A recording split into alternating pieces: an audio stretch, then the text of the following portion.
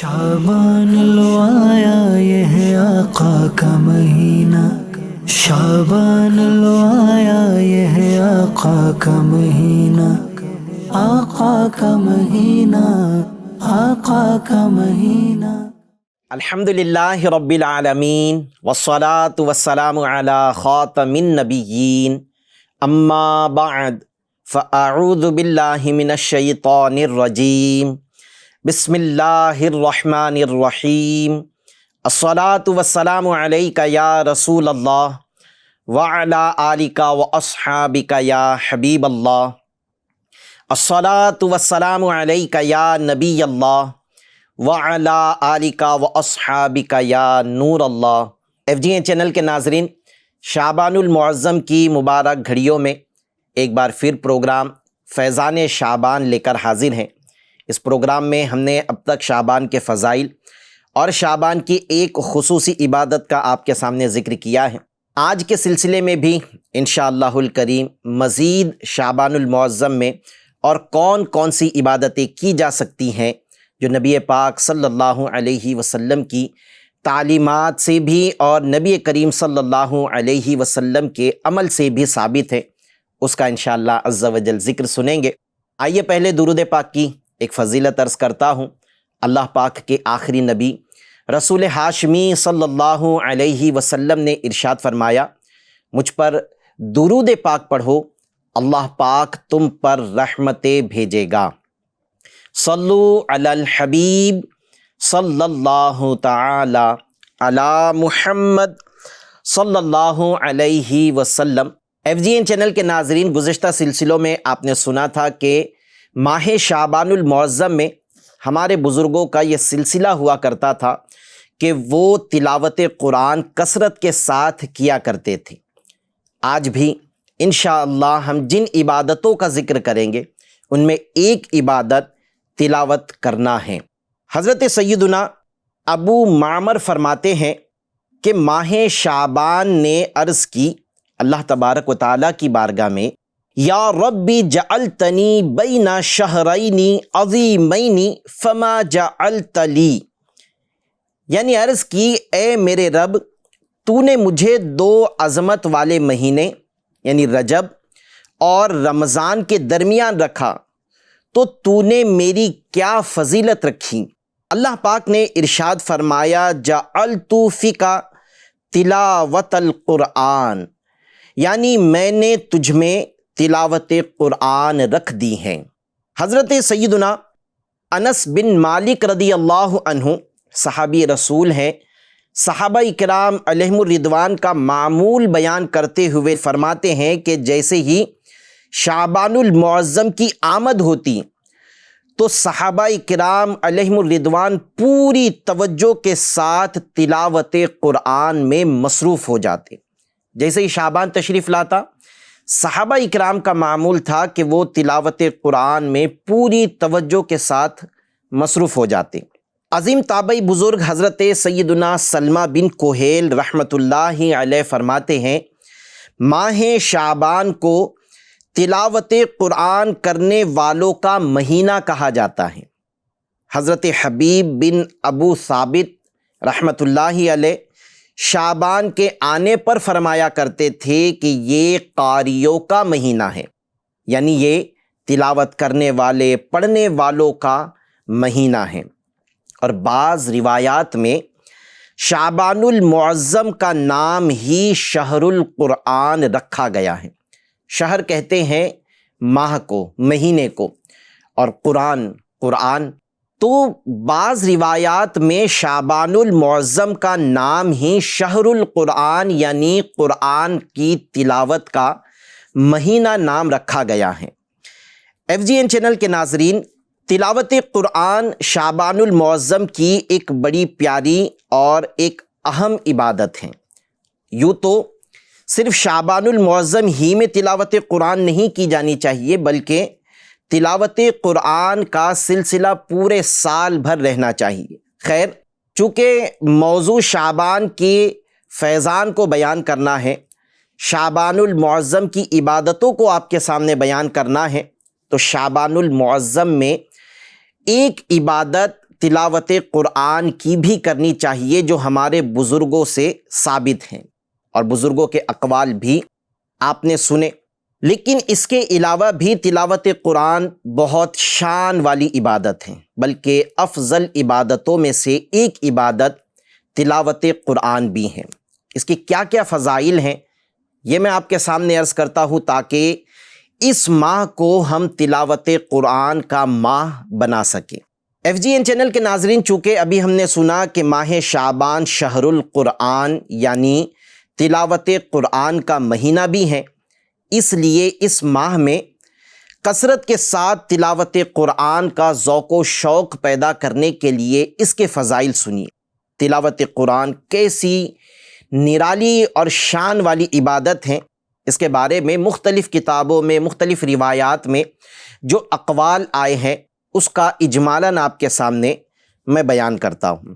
کتابوں میں لکھا ہے کہ تلاوت قرآن افضل عبادت ہے، قرآن پڑھنے سے رحمت اترتی ہے۔ جو صبح کو قرآن ختم کرے، یعنی تلاوت کرتا رہا اور کوئی ایسا وقت آیا کہ اس کی تلاوت صبح کے وقت ختم ہوئی، تو جو صبح کو قرآن ختم کرے تو شام تک، اور جو شام کو ختم کرے تو صبح تک، فرشتے اس کے لیے رحمت کی دعا کرتے ہیں۔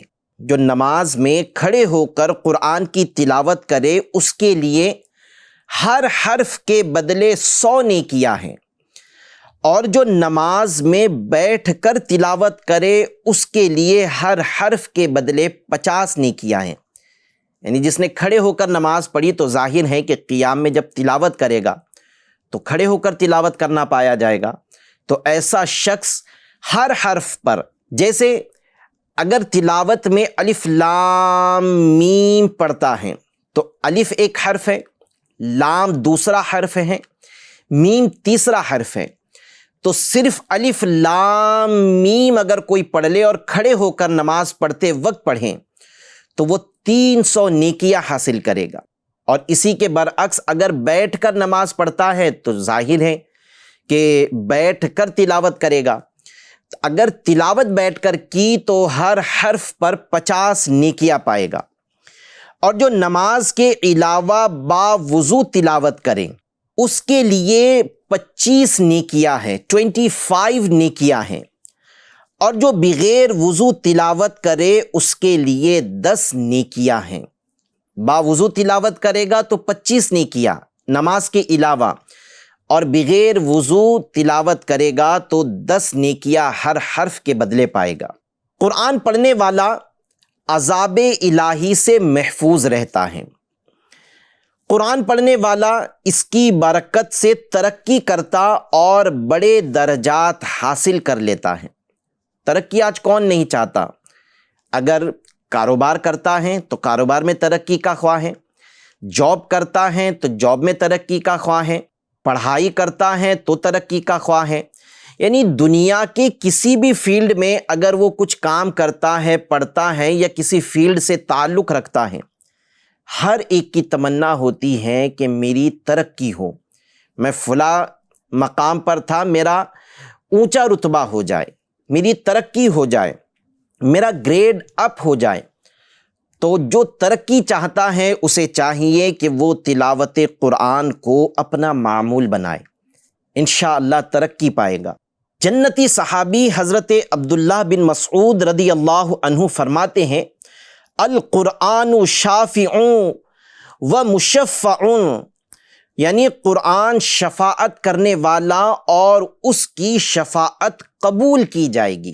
قرآن شفاعت کرنے والا ہے اور ایسا شافع ہے کہ اس کی شفاعت قبول بھی کی جائے گی۔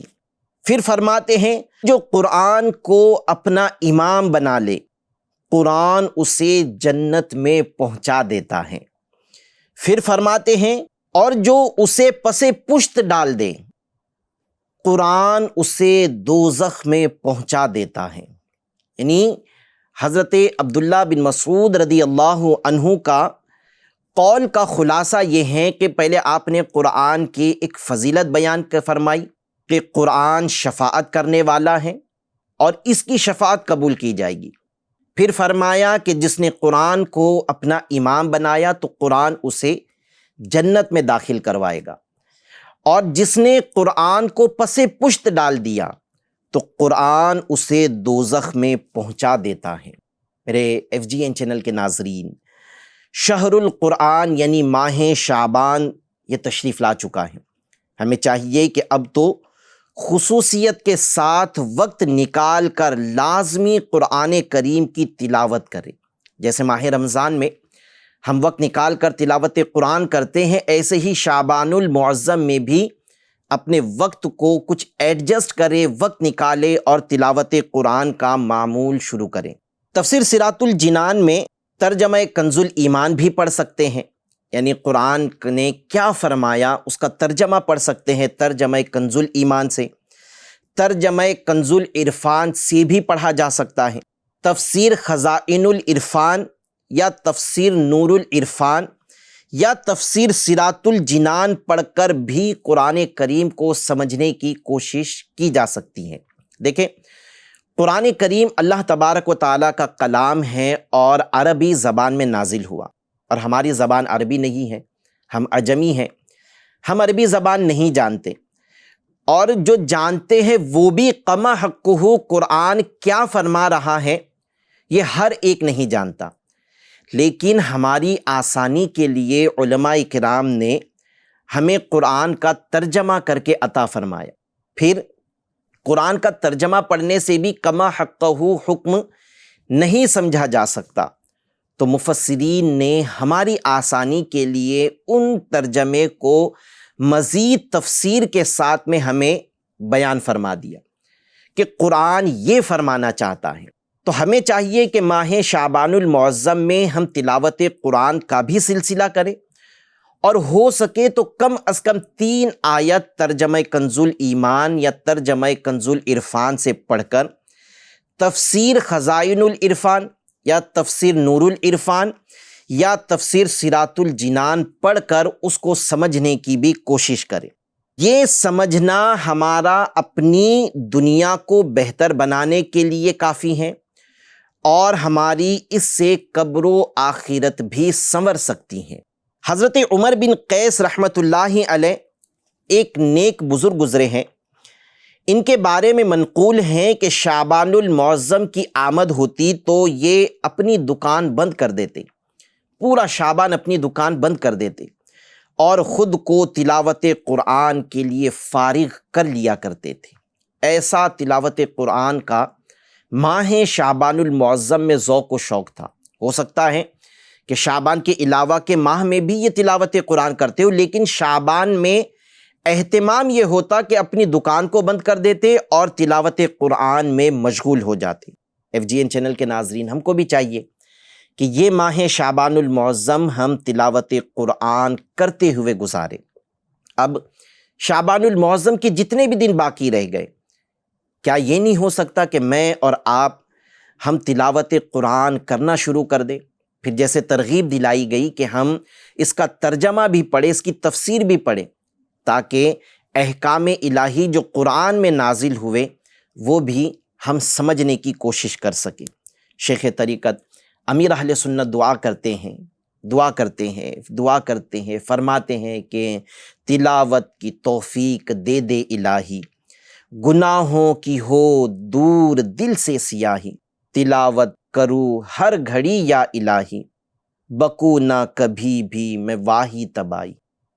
اللہ تبارک و تعالیٰ مرشد کریم امیر اہل سنت کی یہ دعا ہمارے حق میں بھی قبول کرے کہ ہمیں تلاوت صرف شعبان ہی میں نہیں بلکہ تلاوت قرآن کرنے کی توفیق مل جائے۔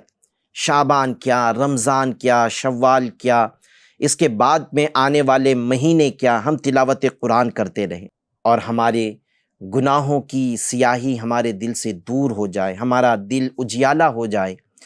تلاوت کرو ہر گھڑی یا الہی، بکو نہ کبھی بھی واہی تباہی۔ جب بھی بولوں اچھا بولوں، جب بھی پڑھوں تلاوت قرآن کرتا رہوں، جب بھی خالی وقت ملے سوشل میڈیا پر اپنا وقت ضائع کرنے کے بجائے ہم تلاوت قرآن کرنے لگ جائیں۔ اللہ کرے کہ ہمیں اسی توفیق نصیب ہو جائے۔ خیر، تلاوت قرآن کر کر شعبان المعظم کو گزاریں۔ یہ ایک دوسری عبادت شعبان المعظم کی ہم نے آپ کے سامنے بیان کی۔ اس سے پہلے والے ایپیسوڈ میں درود پاک پڑھنے کے متعلق آپ کے سامنے بیان ہوا تھا۔ اب دوسری عبادت ہم نے آپ کے سامنے بیان کی جو اس ماہ میں خصوصیت کے ساتھ کی جاتی ہیں، وہ ہے تلاوت قرآن۔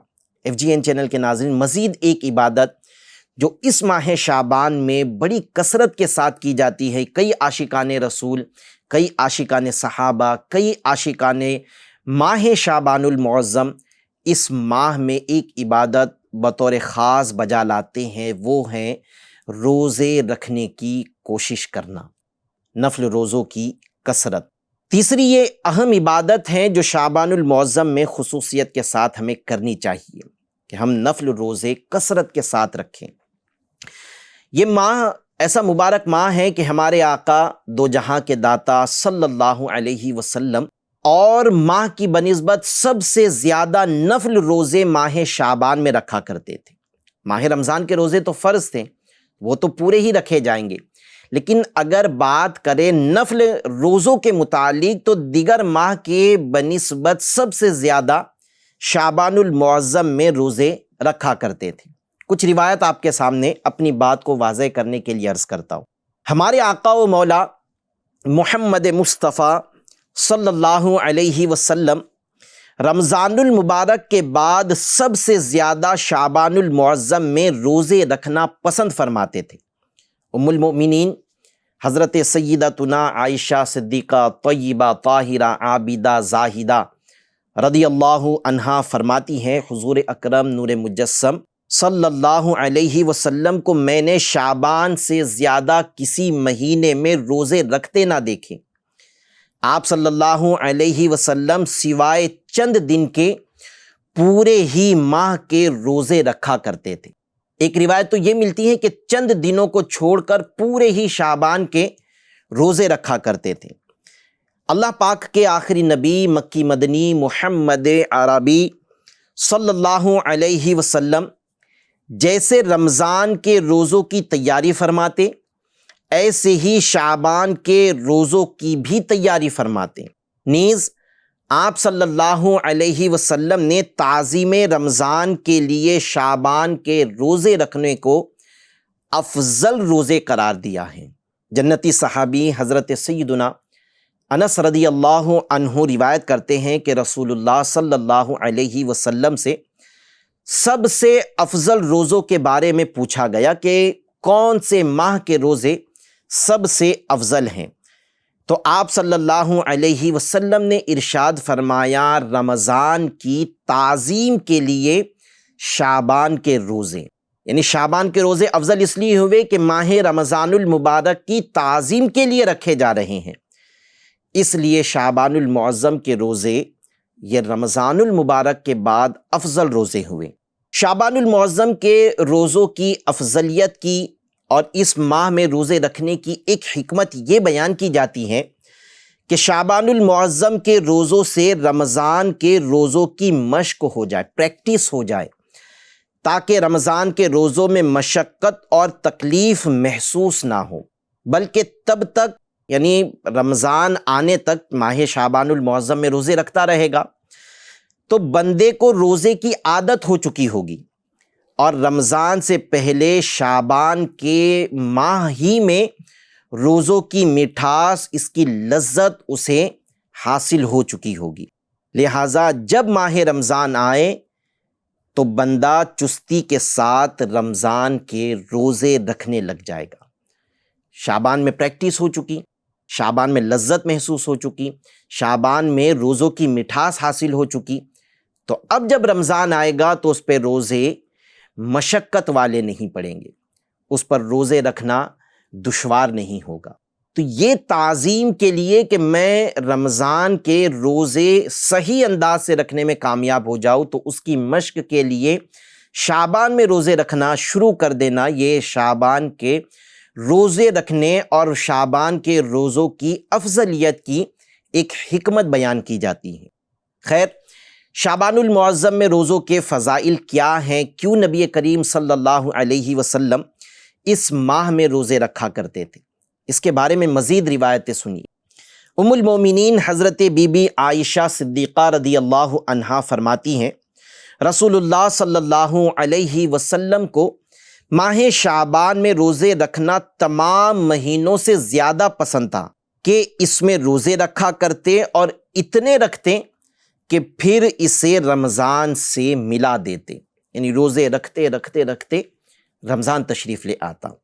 بخاری شریف میں ہے ام المومنین حضرت عائشہ صدیقہ رضی اللہ عنہا ہی سے یہ بھی روایت ہے، رسول اللہ صلی اللہ علیہ وسلم پورے شعبان کے روزے رکھا کرتے تھے اور فرماتے کہ اپنی استطاعت کے مطابق عمل کرو کہ اللہ پاک اس وقت تک اپنا فضل نہیں روکتا جب تک تم اکتا نہ جاؤ۔ اپنی استطاعت، اپنی طاقت بھر عمل کرو۔ اللہ تبارک و تعالیٰ کسی قوم سے اپنی نعمت اس وقت تک نہیں روکتا جب تک وہ قوم اس نعمت سے اکتا نہ جائے، بیزار نہ ہو جائے۔ نعمت اللہ تبارک و تعالیٰ نے ہمیں شعبان کی بھی عطا فرمائی اور اس شعبان میں رمضان کی تیاری کے لیے روزے بھی عطا فرمائے، تو ہمیں اس نعمت شعبان المعظم اور اس میں روزے رکھنے کی نعمت کی قدر کرنی چاہیے اور اس وقت کو غنیمت جانتے ہوئے زیادہ سے زیادہ اس ماہ میں روزے رکھنے کی کوشش کرنی چاہیے۔ مزید روایت سنیے، حضرت عبداللہ بن ابی قیس رضی اللہ عنہ سے مروی ہیں کہ انہوں نے ام المومنین سیدتنا عائشہ صدیقہ رضی اللہ عنہا کو یہ فرماتے ہوئے سنا کہ انبیاء کے سرتاج صاحب معراج ہمارے آقا و مولا صلی اللہ علیہ وسلم کا پسندیدہ مہینہ شعبان المعظم تھا، کہ فرمایا کرتے تھے کہ شعبان میرا مہینہ ہے۔ یہ مہینہ نبی پاک صلی اللہ علیہ وسلم کا پسندیدہ مہینہ تھا کہ اس میں روزے رکھا کرتے، پھر اسے رمضان المبارک سے ملا دیتے۔ حضرت سیدنا اسامہ بن زید رضی اللہ تعالیٰ عنہ فرماتے ہیں ایک مرتبہ میں نے نبی پاک صلی اللہ علیہ وسلم کی بارگاہ میں عرض کی، یا رسول اللہ صلی اللہ علیہ وسلم، میں دیکھتا ہوں کہ جس طرح آپ شعبان میں روزے رکھتے ہیں اس طرح کسی بھی مہینے میں نہیں رکھتے۔ فرمایا رجب اور رمضان کے بیچ میں یہ مہینہ ہے، لوگ اس سے غافل ہیں، اس میں لوگوں کے اعمال اللہ رب العالمین جل جلالہ کی طرف اٹھائے جاتے ہیں، اور مجھے یہ محبوب ہے کہ میرا عمل اس حال میں اٹھایا جائے کہ میں روزہ دار ہوں۔ تو اس ماہ میں روزے رکھنے کی ایک حکمت یہ بھی بیان ہوئی کہ چونکہ یہ ماہ ہمارے نامہ اعمال اللہ عز و جل کی بارگاہ میں پہنچتے ہیں، تو ہمیں بھی چاہیے کہ ہمارے بھی نامہ اعمال اللہ کی بارگاہ میں پہنچنے ہیں۔ اب اگر ہمارا نامہ اعمال جب اللہ کی بارگاہ میں پہنچے گا اور اس وقت ہم روزہ دار لکھے ہوئے ہوں گے تو یہ ہمارے لیے سعادت مندی کی بات ہوگی۔ حضرت سیدتنا عائشہ صدیقہ رضی اللہ عنہا فرماتی ہیں تاجدار رسالت صلی اللہ علیہ وسلم پورے شعبان کے روزے رکھا کرتے تھے۔ فرماتی ہیں کہ میں نے عرض کی، یا رسول اللہ صلی اللہ علیہ وسلم، کیا سب مہینوں میں آپ صلی اللہ علیہ وسلم کے نزدیک زیادہ پسندیدہ شعبان کے روزے رکھنا ہے؟ تو محبوب آقا صلی اللہ علیہ وسلم نے ارشاد فرمایا، اللہ عز و جل اس سال مرنے والی ہر جان کو لکھ دیتا ہے، اور مجھے یہ پسند ہے کہ میرا وقت رخصت آئے اور میں روزہ دار ہوں۔ تو یہ ایک دوسری حکمت بیان ہوئی کہ یہ ماہ ان لوگوں کے نام لکھے جانے کا مہینہ ہے، اس کی ایک تاریخ ہے جس میں کون سا بندہ پیدا ہوگا، کون مرے گا، یہ سب لکھا جائے گا۔ تو یہ ماہ انتقال کرنے والوں کے نام لکھے جانے کا مہینہ ہے۔ تو نبی پاک صلی اللہ علیہ وسلم نے ارشاد فرمایا کہ میں پسند کرتا ہوں کہ جب میرا وقت رخصت آئے اس وقت میں روزہ دار ہوں۔ FGN چینل کے ناظرین، نفل روزوں کے بڑے فائدے ہیں۔ ہمارے بزرگان دین صرف شعبان ہی میں نہیں، اس کے علاوہ دیگر اور ماہ میں بھی بڑی کثرت کے ساتھ میں روزہ رکھا کرتے تھے۔ میں 2 واقعات آپ کو بزرگوں کے سناتا ہوں، اس کے فائدے کیسے انہیں پہنچتے تھے وہ بھی سنیے۔ حضرت سیدنا داود طائی رحمۃ اللہ علیہ مسلسل 40 سال تک روزے رکھتے رہے۔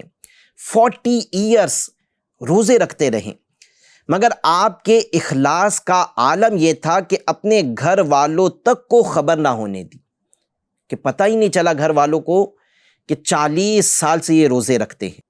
انداز یہ تھا کہ کام پر جاتے ہوئے دوپہر کا کھانا ساتھ لے لیتے اور راستے میں کسی کو صدقہ کر دیتے، وہ کھانا کسی کو دے دیتے، مغرب کے بعد گھر آ کر کھانا تناول فرماتے۔ تو گھر والوں کو تو یہی لگتا ہے کہ انہوں نے تو دوپہر کا کھانا کھایا ہے، اور یہ انداز 40 سال سے رہا کہ 40 سال سے آپ نے روزے رکھے رہے۔ حلیۃ الاولیاء کی جلد 6 صفحہ 266 پر ہے، حضرت قتادہ رحمۃ اللہ علیہ کے استاذ گرامی حضرت عبداللہ بن غالب حدانی رحمۃ اللہ علیہ کو شہید کر دیا گیا۔ تدفین کے بعد ان کی قبر شریف کی مٹی سے مشک کی خوشبو آتی تھی۔ کسی نے خواب میں دیکھ کر پوچھا کہ آپ کے ساتھ اللہ پاک نے کیا معاملہ فرمایا؟ کہا اچھا معاملہ فرمایا، اچھا معاملہ ہوا۔ پوچھا آپ کو کہاں لے جایا گیا؟ خواب دیکھنے والے نے سوالات کیے کہ آپ کو کہاں لے جایا گیا؟ فرمایا جنت میں۔ خواب دیکھنے والے نے پوچھا کہ کون سے عمل کے باعث آپ جنت میں داخل کیے گئے؟ فرمایا ایمان کامل، کہ میرا ایمان کامل تھا، تہجد، کہ میں تہجد پڑھا کرتا تھا، اور گرمیوں کے روزوں کے سبب، کہ میں گرمیوں میں بھی روزے رکھا کرتا تھا۔ ان سبب سے خواب دیکھنے والے نے چوتھا سوال پوچھا کہ آپ کی قبر سے مشک کی خوشبو آتی ہے، یہ کیوں آ رہی ہیں؟ فرمایا یہ میری تلاوت اور روزوں میں پیاس کی خوشبو ہے۔ تو دیکھیں ایف جی این چینل کے ناظرین، جو روزے کی کثرت کرتا ہے، نفل روزوں کی، وہ کیسی برکتیں پاتا ہے۔ ہم اگر بہت سارے روزے کثرت کے ساتھ دیگر ماہ میں نہیں رکھ سکتے تو کم از کم شعبان میں جتنی طاقت ہمیں ساتھ دے اتنے روزے ہمیں رکھنے چاہیے۔ پھر اسی طرح ہمیں ذوالحج میں کچھ روزے رکھنے چاہیے جو بیان کیے جاتے ہیں، جیسے یوم عرفہ کا روزہ ہے، ہم کم از کم یہ رکھیں۔ اسی طرح جب ماہ محرم الحرام تشریف لاتا ہے تو 9-10 کا روزہ رکھ لیں یا 10-11 کا روزہ رکھ لیں۔ اسی طرح جب 12ویں شریف تشریف لائیں تو 12ویں کے دن کا روزہ رکھ لیں۔ پھر رجب میں، شعبان میں جیسے طاقت ساتھ دے ویسے نفل روزے رکھنے کی ہمیں کوشش کرنی چاہیے۔ اللہ تبارک و تعالی ہمیں نماز کی پابندی کے ساتھ ساتھ روزوں کی کثرت کرنے اور تلاوت قرآن کرنے کا ذوق و شوق نصیب فرمائے۔ سلسلے کا وقت مکمل ہوا، پھر انشاءاللہ اگلے ایپیسوڈ میں ایک اس شعبان المعظم میں خصوصیت کے ساتھ کی جانے والی عبادت کا ذکر کریں گے۔ اللہ پاک ہم سب کو عمل کی توفیق عطا فرمائے۔ صلو علی الحبیب صلی اللہ تعالی علی محمد صلی اللہ علیہ وسلم۔ شعبان لو آیا یہ ہے آقا کا مہینہ، شعبان لو آیا یہ ہے آقا کا مہینہ، آقا کا مہینہ، آقا کا مہینہ۔